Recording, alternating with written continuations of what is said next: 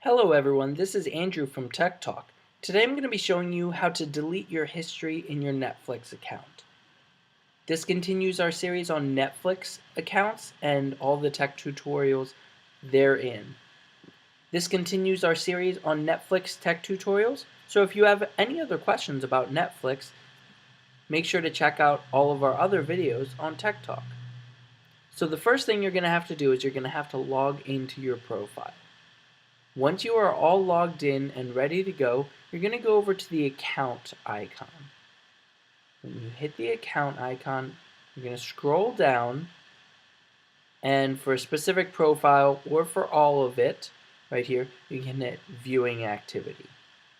This shows you all that you've watched here for all time. So you can scroll down, and if there's something that you would like to delete from that list, what you're going to do is you're going to scroll over and you're going to hit hide from viewing history. What this does, it hides it within 24 hours. You'll never see that in your listings of previously watched or anything like that.